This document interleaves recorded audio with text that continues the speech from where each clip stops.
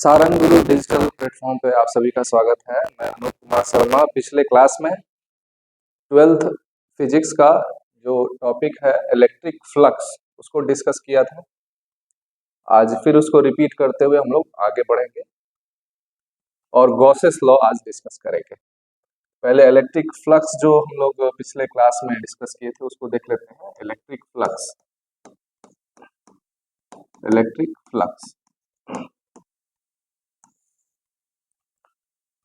किसी एरिया के through electric flux, जैसे एक केस ले लें कि ये इलेक्ट्रिक फील्ड है,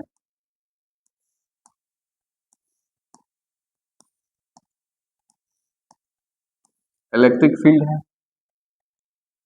और ये यूनिफॉर्म है और इस इलेक्ट्रिक फील्ड में कोई एरिया है, ऐसे एरिया रखा हुआ है इस तरह से।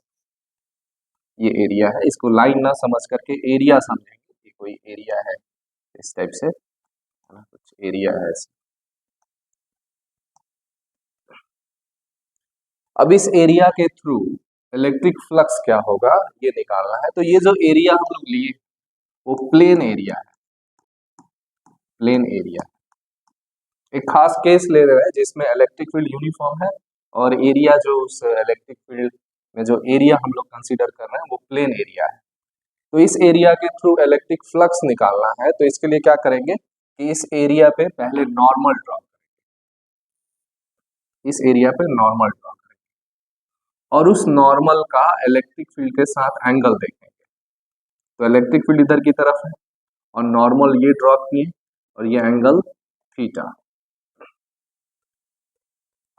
तो इलेक्ट्रिक फ्लक्स होगा इस एरिया के थ्रू, उसको फाई से लिखते हैं, वो ई ए इलेक्ट्रिक फील्ड, ये एरिया प्लेन एरिया ए है, ई ए कॉस थीटा ये होगा। ठीक है।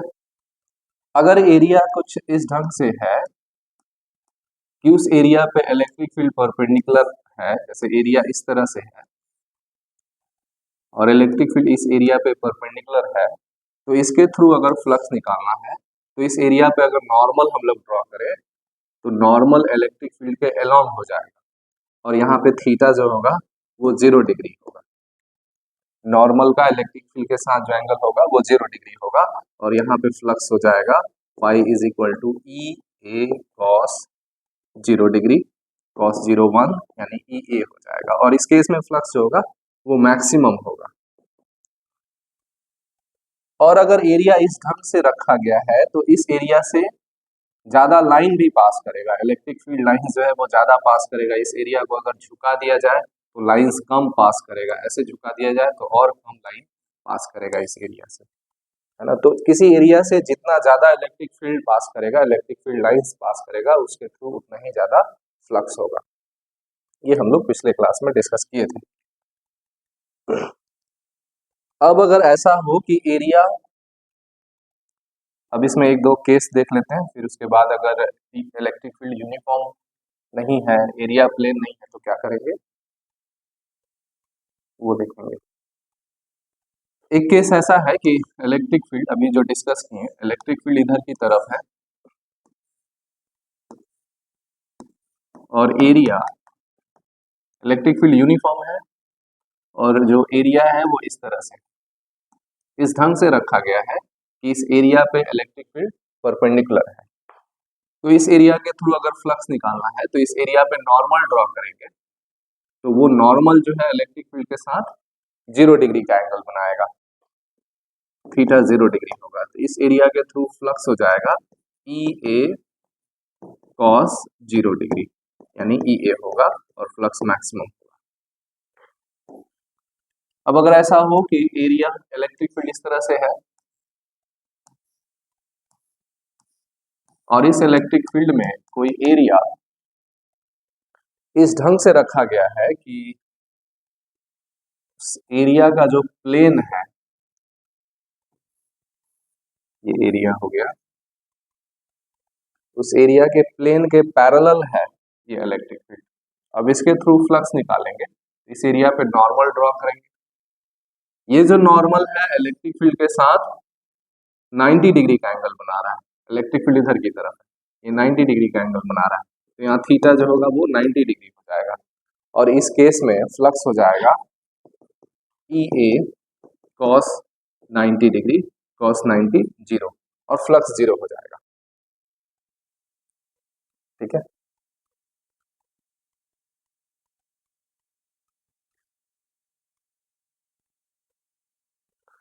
अगर एरिया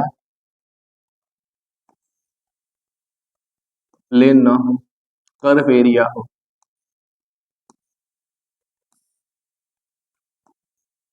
या इलेक्ट्रिक फील्ड यूनिफॉर्म ना हो, तो इस केस में फ्लक्स जो लिखेंगे उसको इंटीग्रेशन होगा ई डॉट डी ए, या लिख सकते हैं ई डी ए कॉस थीटा, जहां डी ए जो है वो एलिमेंट्री एरिया वेक्टर है, एलिमेंट्री एरिया वेक्टर। अगर इलेक्ट्रिक फील्ड यूनिफॉर्म ना हो या फिर एरिया जो है वो प्लेन ना हो, उस केस में फ्लक्स जो है वो उसको इंटीग्रेट करना पड़ेगा, एक छोटा सा एलिमेंट लेना होगा, उस एलिमेंट के थ्रू हम लोग फ्लक्स निकालेंगे और फिर इसको इंटीग्रेट करेंगे।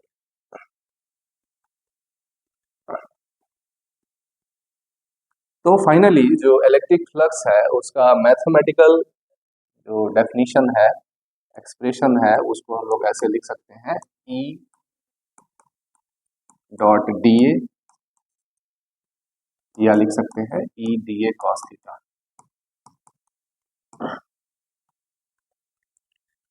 अगर ऐसा लिखते हैं ई ए कॉस थीटा, तो ये खास केस के लिए है, वो तब अप्लाई होगा जब इलेक्ट्रिक फील्ड यूनिफॉर्म हो और एरिया जो है वो प्लेन होना चाहिए, प्लेन होना चाहिए, तब इसको हम लोग अप्लाई करेंगे, और ज्यादातर केसेस में हम लोग को यही मिलेगा। फिर इसके बाद एनसीईआरटी का एक क्वेश्चन किया गया था। इतना कुछ हम लोग पिछले क्लास में डिस्कस किए थे। आज हम लोग पढ़ेंगे एक बड़ा इंपॉर्टेंट थ्योरम है, लॉ है गॉसेस लॉ, जो कि फ्लक्स से ही रिलेटेड है।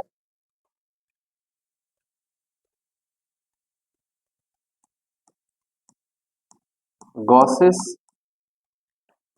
Law of electrostatic, Gauss's law of electrostatics.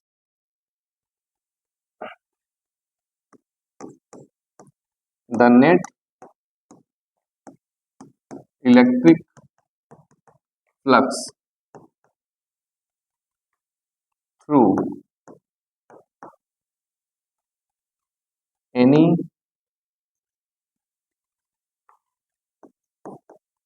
closed surface is equal to 1 by epsilon naught times the total charge enclosed by the closed surface।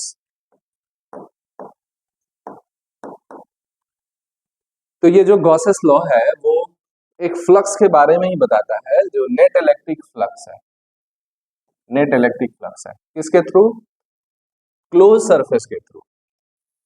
तो Gauss's law of electrostatics जो है वो flux के बारे में बताएगा, एक खास तरह के सरफेस के थ्रू फ्लक्स के बारे में बताएगा, क्लोज सरफेस के थ्रू, है ना।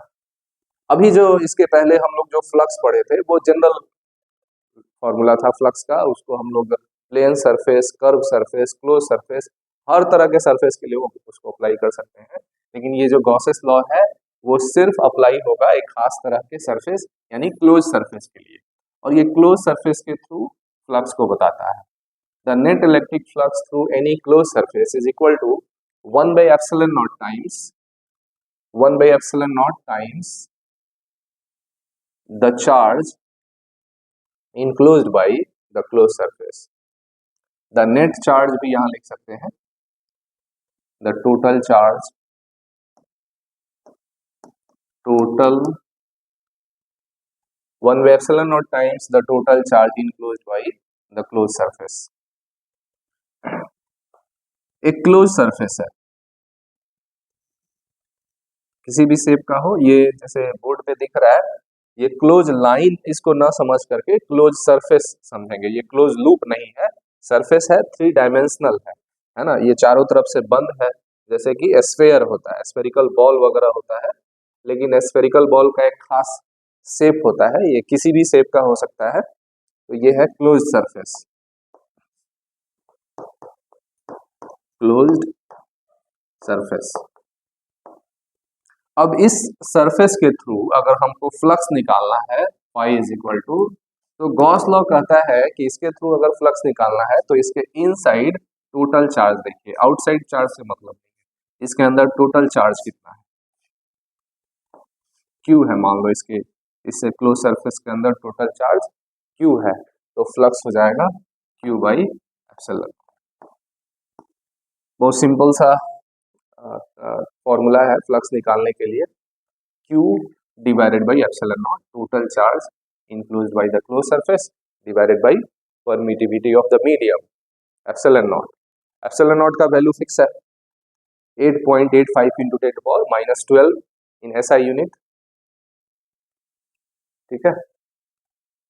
और जो हम लोग फ्लक्स का फॉर्मूला पढ़े इसके पहले, ये जनरल फॉर्मूला हो गया, ये हर तरह के सरफेस के लिए अप्लाई कर सकते हैं, लेकिन जब इसको इसके लिए अप्लाई करेंगे तो मैथमेटिकली इसमें ज़्यादा स्टेप होगा, है ना, इसमें कैलकुलेशन ज़्यादा होगा। गॉस लॉ जो है इस क्लोज सरफेस के लिए एक आसान सा फॉर्मूला बताता है कि अगर इसके थ्रू फ्लक्स निकालना है तो इसके अंदर टोटल चार्ज देखिए और एप्सिलॉन नॉट से डिवाइड कर दीजिए।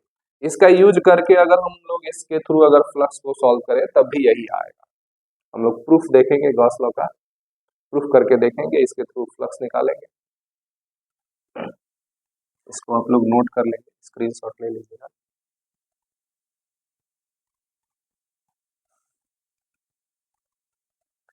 यानी गॉस लॉ के अनुसार flux through electric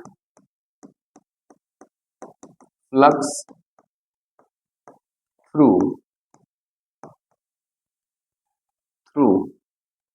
a closed surface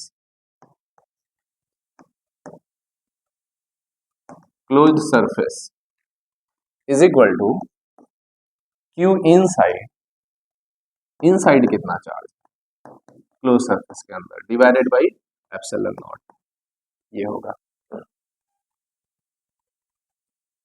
close surface consider कर लें और यहाँ पे एक चार्ज है Q1, यहाँ चार्ज है Q2, यहाँ चार्ज है -Q3, यहाँ चार्ज है Q4, यहाँ चार्ज है Q5, ठीक है। अगर इसके थ्रू, और ये सरफेस जो है वो ये क्लोज सरफेस है, एक बंद रूम जैसा होना चाहिए, क्लोज लाइन ना समझ करके इसको क्लोज सरफेस समझेंगे। ये क्लोज्ड सरफेस है ना, बंद रूम जैसा है जिससे कि कोई भी चीज अंदर से बाहर ना जा सके या बाहर से अंदर ना आ सके, उस तरह का ये क्लोज सरफेस है। और इसके थ्रू अगर फ्लक्स निकालना है तो इसके अंदर टोटल चार्ज देखेंगे, आउटसाइड चार्ज से हम लोगों को कोई मतलब नहीं है। ये जो Q4 और Q5 है ये क्लोज सरफेस के बाहर का चार्ज है, तो इसके थ्रू फ्लक्स देखेंगे, अंदर कितना चार्ज है, Q1 है प्लस Q2 भी है इनसाइड, फिर -Q3 divided by epsilon naught, तो इसके थ्रू फ्लक्स इतना होगा, ठीक है।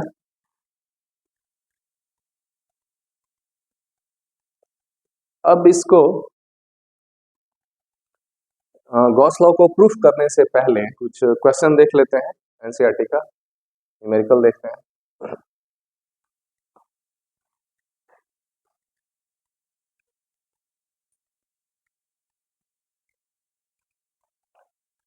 एक क्वेश्चन है, क्वेश्चन नंबर 19।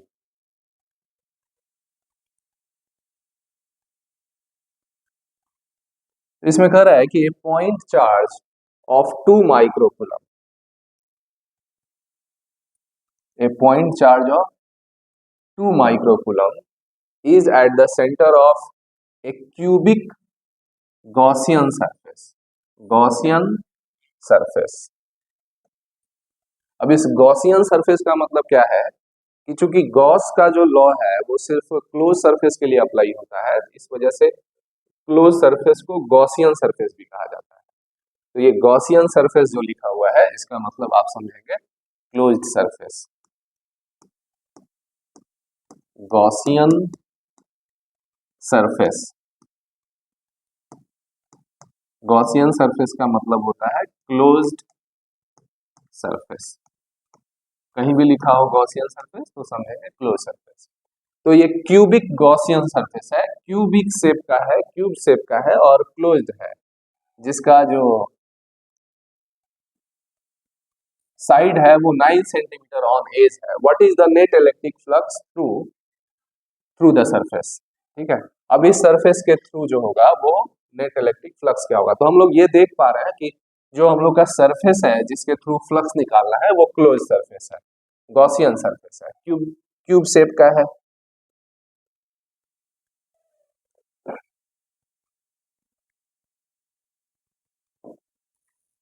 कुछ इस तरह का है।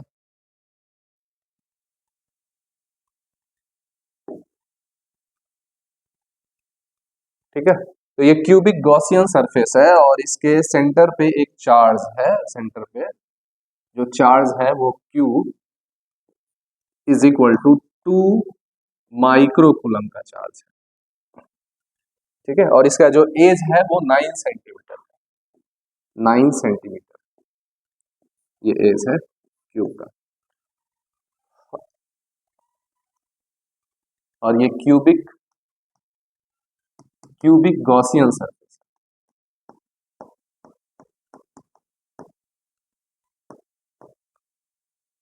गॉसियन सरफेस यानी क्लोज सरफेस। अब इसके थ्रू फ्लक्स निकालना है, तो हम लोग एक बार देख लें कि ये सरफेस अगर क्लोज्ड है और इसके थ्रू फ्लक्स निकालना है तो हम लोग ये देखेंगे कि इनसाइड कितना चार्ज,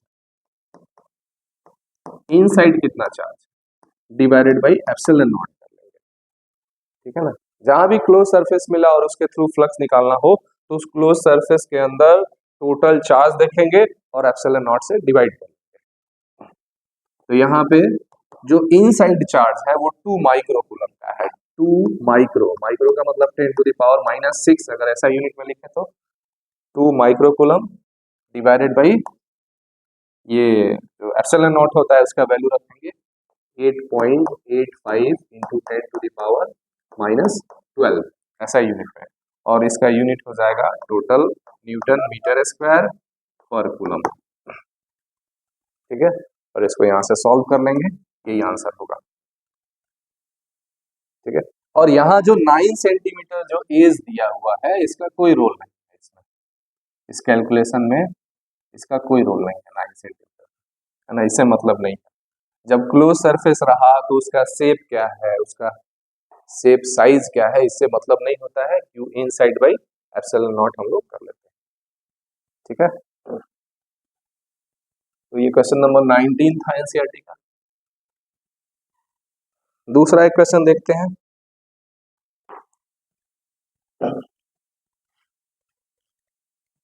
ये क्वेश्चन नंबर 18 है। इसमें कह रहा है point charge of 10 microcoulomb is at a distance of 5 centimeter directly above the center of a square of side 10 centimetre. एक स्क्वायर है, इसके सेंटर से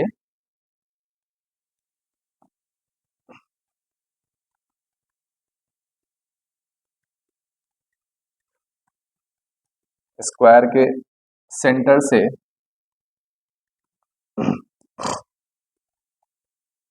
10 सेंटीमीटर ऊपर, नहीं 5 सेंटीमीटर ऊपर, जो स्क्वायर है उसका साइड 10 सेंटीमीटर है और उसके सेंटर से 5 सेंटीमीटर ऊपर एक चार्ज रखा गया है ना, उस चार्ज का वैल्यू है 10 microcoulomb. What is the magnitude of electric flux through the square, इस स्क्वायर के थ्रू फ्लक्स निकालना है। ये स्क्वायर प्लेट है, हालांकि ये स्क्वायर प्लेट है तो ये क्लोज सरफेस नहीं है, हिंट दिया हुआ है।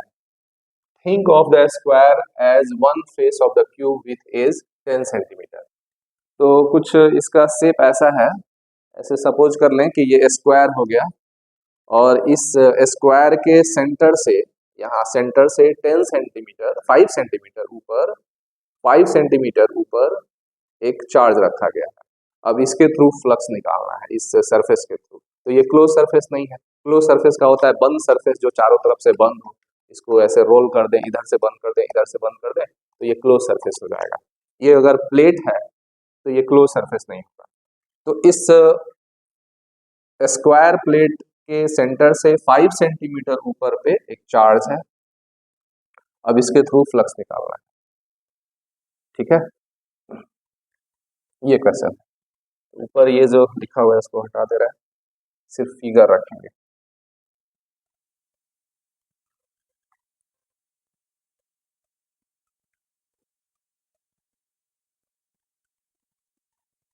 चार्ज का वैल्यू देख लेते हैं कितना है, 10 माइक्रोकूलम। यहाँ पे जो चार्ज रखा गया है वो 10 माइक्रोकूलम ऐसा है।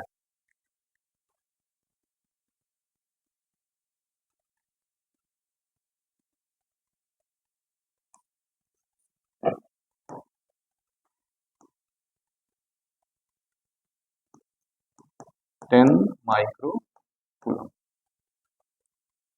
अब ये जो सरफेस है वो तो स्क्वायर प्लेट का सरफेस है, क्लोज सरफेस है नहीं। अब हम लोग क्या करेंगे कि इसको हम लोग क्लोज सरफेस बनाएंगे, है ना। इसको क्यूब बनाएंगे। जैसे ये सर्कुलर, ये जो है वो स्क्वायर प्लेट है, चार्ज यहाँ पे है, तो इधर से एक प्लेट लगाया है, फिर इधर से एक प्लेट लगाया है, फिर इधर से, फिर इधर से, और ऊपर से बंद कर दें तो ये क्यूब शेप का हो जाएगा। तो इसको कुछ ऐसा शेप दे करके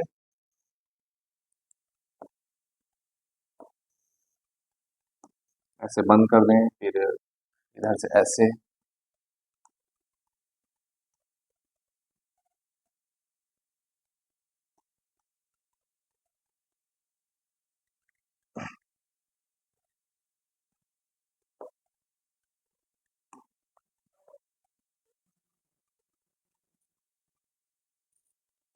कुछ इस तरह का शेप बना करके इसको क्लोज कर दें। अब पूरे जो सरफेस है वो अब एक क्लोज सरफेस हो गया, वो क्यूब शेप का हो गया, है ना। जैसे यहाँ पे 5 सेंटीमीटर ऊपर जो चार्ज था, तो इसको क्या किए, इस स्क्वायर प्लेट के चारों तरफ से एक प्लेट लगा करके इसको क्यूब बना दिए। अब ये टोटल जो हो गया वो क्लोज सरफेस हो गया, क्लोज सरफेस हो गया।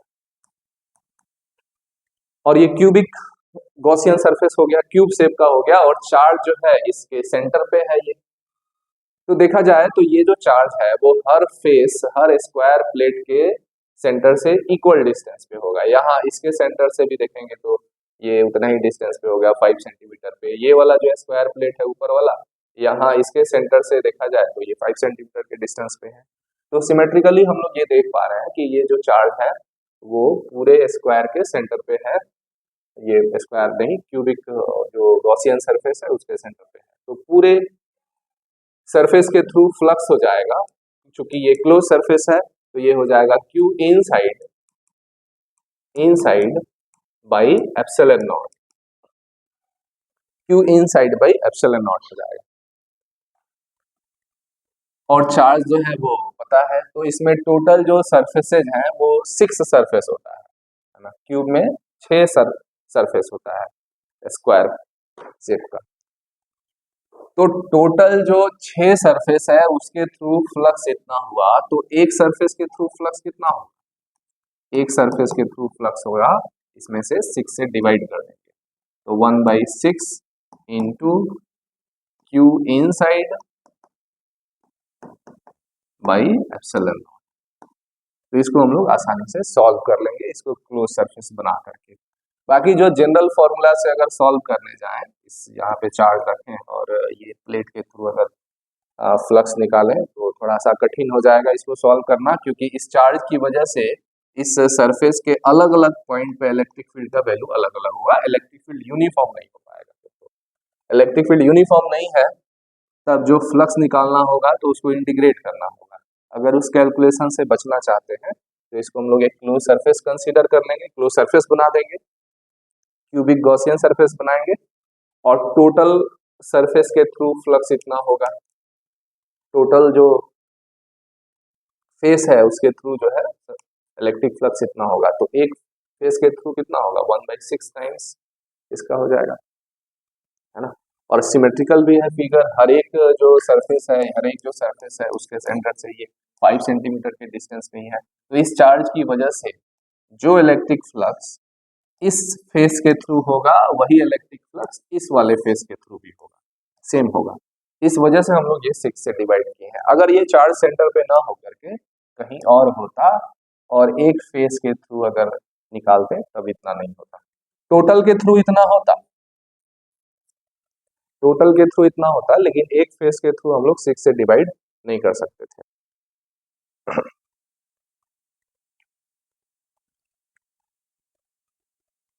अगला क्वेश्चन देखते हैं,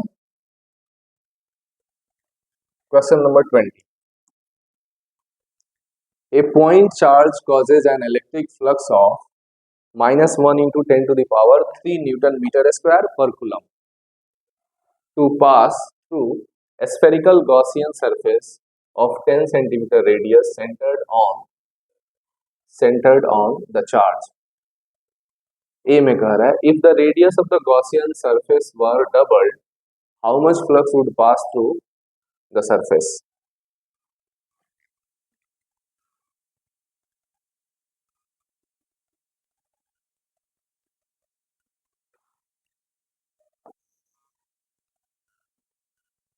एक गॉसियन सरफेस है,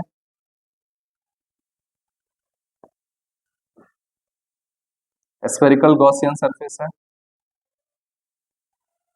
जिसका रेडियस 10 सेंटीमीटर है,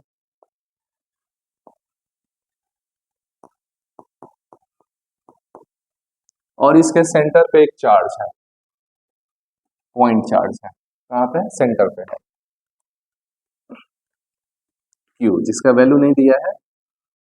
तो इस चार्ज की वजह से ये जो स्फेरिकल गॉसियन सरफेस है, ये स्फेरिकल गॉसियन सरफेस है, क्लोज सरफेस है,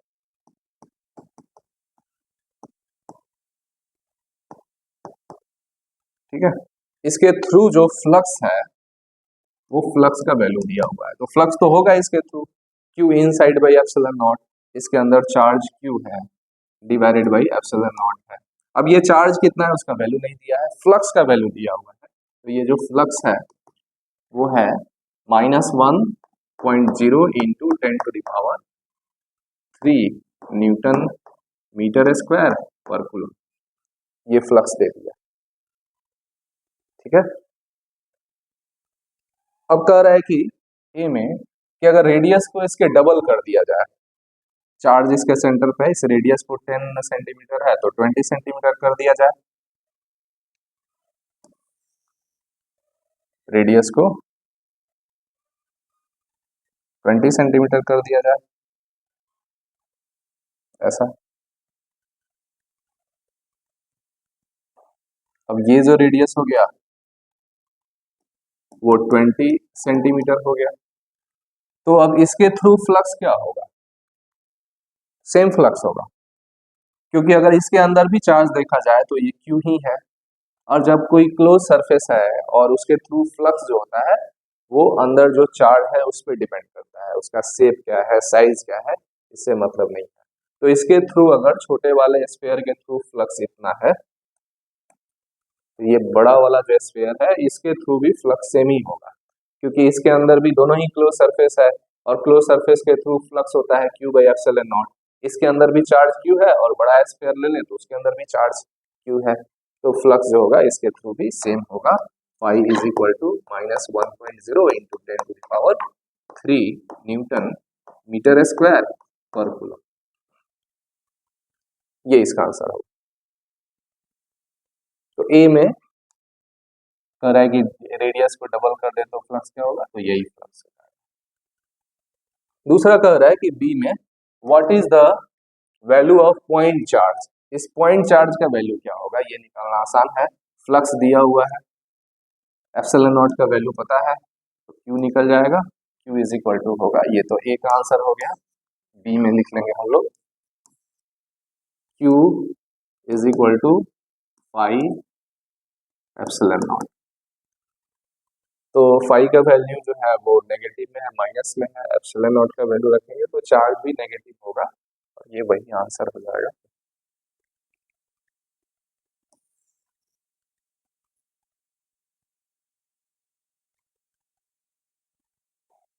तो यहाँ से लिख सकते हैं पाई का वैल्यू है -1.0 इंटू 10⁻³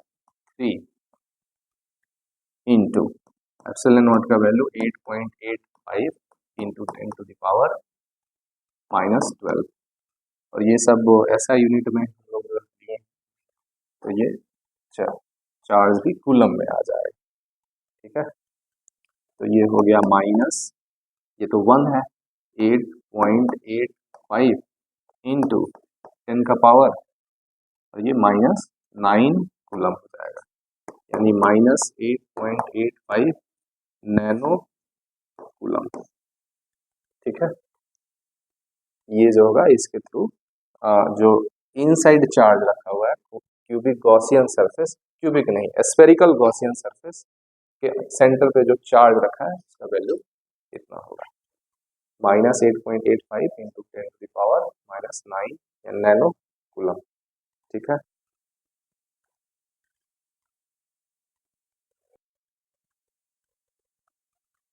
ठीक है, तो इस तरह से ये एनसीईआरटी का क्वेश्चन था। अब रह गया कि गॉसेस लॉ का प्रूफ हम लोग कर लें, प्रूफ ऑफ गॉसेस लॉ।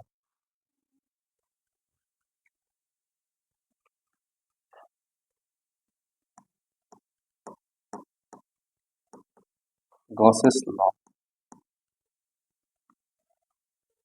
तो इसको प्रूफ करने के लिए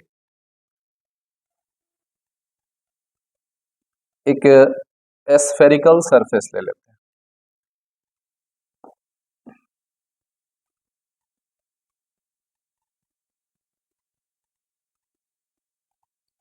और इसके सेंटर पे एक चार्ज रखते हैं क्यू, है ना, और यहाँ पे इस जो ये स्फेरिकल गॉसियन सरफेस है, spherical Gaussian surface, spherical Gaussian surface, और यहाँ पे एक छोटा सा एलिमेंट लेते हैं, इस सरफेस का एक स्मॉल एरिया ले लेते हैं एलिमेंट, और ये डिस्टेंस जो है वो आर है, रेडियस हो जाएगा, और एक यूनिट वेक्टर हम लोग कंसीडर कर रहे हैं, ये सेंटर ओ है, यूनिट वेक्टर इधर की तरफ हम लोग कंसीडर कर रहे हैं आर्क है, और एक एरिया पे नॉर्मल ड्रॉ कर लेते हैं, ये एन कैप मान लेते हैं।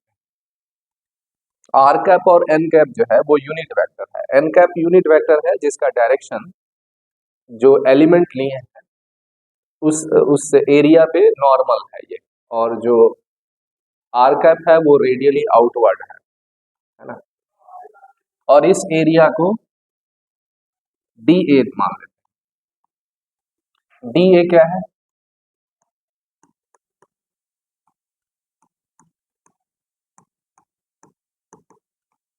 एलिमेंट्री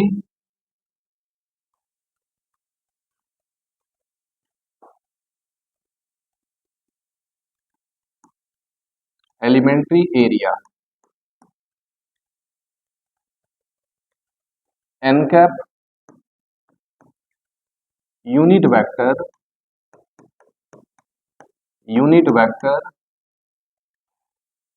नॉर्मल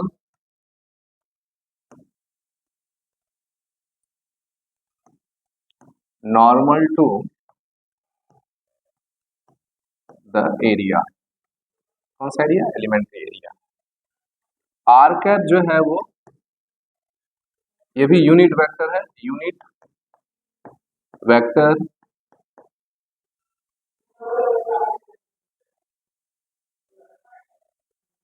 along या directed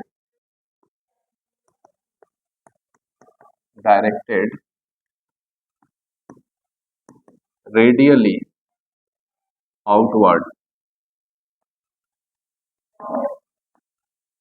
ठीक है। डी ए जो है वो एलिमेंट्री एरिया ले लिया गया यहाँ पे। ये पूरा जो स्फेयर है वो स्फेरिकल गॉसियन सरफेस है, इस और सेंटर पे एक चार्ज है, तो एक छोटा सा एरिया हम लोग ले लेते हैं जिसको एलिमेंट्री एरिया बोलेंगे, तो डी ए है। और एक यूनिट वेक्टर कंसीडर कर लेते हैं जिस जो कि इस पे नॉर्मल है एन कैप, और दूसरा एक यूनिट वेक्टर है जिसका डायरेक्शन रेडियस पे लॉन्ग है, ठीक है।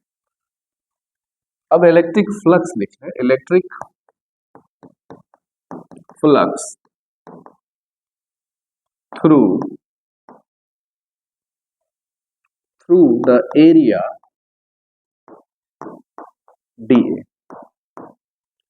phi is equal to E dot D A, E dot D A, इस एरिया के थ्रू सिर्फ फ्लक्स निकालते हैं, तो E को लिख सकते हैं E, और इस चार्ज की वजह से यहाँ पे इलेक्ट्रिक फील्ड का डायरेक्शन भी इधर ही होगा, इलेक्ट्रिक फील्ड का डायरेक्शन उधर होगा, तो इलेक्ट्रिक फील्ड E और इसके साथ मल्टीप्लाई कर देते हैं R cap dot area D A, और एरिया वेक्टर का डायरेक्शन जो होगा वो इस एरिया, तो ये जो डी ए जो है वो एलिमेंट्री एरिया वेक्टर हो गया, और एन कैप का जो डायरेक्शन है वो इस पे नॉर्मल है ना। तो यहाँ से इसको लिख सकते हैं electric flux phi is equal to E D A लिख देते हैं एलिमेंट्री एरिया वेक्टर, और आर कैप जो कि यूनिट वेक्टर है dot N cap, phi is equal to हो जाएगा E D A. R cap और एन कैप, ये इसका मैग्नीट्यूड 1 होगा, इसका भी मैग्नीट्यूड 1 होगा, और चूंकि दोनों का डायरेक्शन सेम है तो इसका डॉट प्रोडक्ट जो है वो भी 1 हो जाएगा, cos 0 डिग्री, ठीक है। तो ये 1 हो गया, तो R cap dot N cap इसकी जगह पर 1 हो गया, और इलेक्ट्रिक फील्ड का वैल्यू रख लेते हैं यहाँ पे। इस चार्ज से आर डिस्टेंस पे जहाँ की हम लोग एलिमेंट लिए हैं वहां पे इलेक्ट्रिक फील्ड का वैल्यू हो जाएगा 1/4πε0 Q बाई आर स्क्वायर। बल्कि हम लोग ये एलिमेंट कहीं भी ले इस स्फीयर पे, तो उस एलिमेंट से इस चार्ज का डिस्टेंस सेम है, तो इस चार्ज की वजह से इस सरफेस पे हर जगह इलेक्ट्रिक फील्ड का वैल्यू सेम होगा। तो ये हो गया, और डी ए जो होगा वो एरिया हो गया। और चूंकि हम लोग को जो एरिया लिए हैं वो एलिमेंट्री एरिया लिए हैं, तो फ्लक्स भी स्मॉल होगा, तो इसको डी फाई लिख देते हैं, यहाँ भी डी फाई कर देते हैं, डी फाई होगा। Electric flux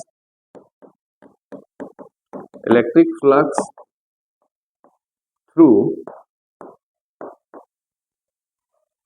the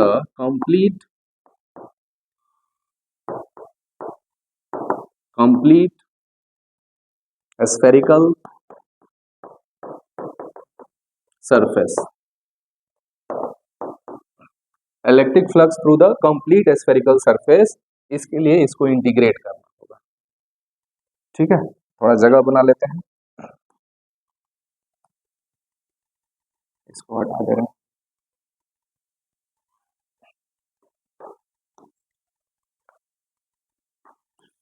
phi is equal to, अब फाई लिखेंगे, इसको इंटीग्रेट करेंगे तो इसमें से कांस्टेंट बाहर आ जाएगा। कांस्टेंट क्या है, चार्ज क्यू है, बाई 4πε0 कांस्टेंट है, और ये जो एलिमेंट चार्ज से जो एलिमेंट का डिस्टेंस है वो आर है, वो भी कांस्टेंट है, क्योंकि एलिमेंट अगर यहाँ भी लें तो ये डिस्टेंस आर ही होगा, एलिमेंट यहाँ लें तब भी ये डिस्टेंस आर होगा, तो ये आर भी कांस्टेंट है, उसको बाहर कर दें, ठीक है। और ये बच गया डी ए, डीए क्या है? डीए जो है इस स्फीयर का एक स्मॉल एरिया है और जब उसको इंटीग्रेट करेंगे तो इस स्फीयर का कंप्लीट एरिया मिल जाएगा। तो यहाँ से लिख सकते हैं Q बाई 4πε0 आर स्क्वायर और ये स्फीयर का कंप्लीट सरफेस एरिया 4πr²। ये 4π से 4π कैंसिल हो गया, आर स्क्वायर कैंसिल हुआ और फाई इज इक्वल टू मिला Q/ε0। और यही गॉस का लॉ कहता है कि जब कभी भी हम लोग क्लोज सरफेस के थ्रू फ्लक्स निकालें, चाहे उस क्लोज सरफेस का शेप कुछ भी हो, उसके थ्रू फ्लक्स निकालना है तो इनसाइड चार्ज देखना है और ε0 से डिवाइड कर लेना है। तो हम लोग ये फ्लक्स पहले जनरल फॉर्मूला से निकालें ऐसे जो उसके बाद इंटीग्रेट किए तो फाइनली ये रिजल्ट मिला। तो इसको लिखना ज़्यादा आसान है, ठीक है। तो यही गॉस लॉ का प्रूफ भी है। अगली क्लास में हम लोग इसका एप्लीकेशन पढ़ेंगे गॉस लॉ को, और इसका यूज करके हम लोग अलग अलग शेप वाले चार्ज बॉडी के कारण किसी एक पॉइंट पे इलेक्ट्रिक फील्ड को बहुत आसानी से निकाल पाएंगे, ठीक है। आज के लिए इतना ही, धन्यवाद।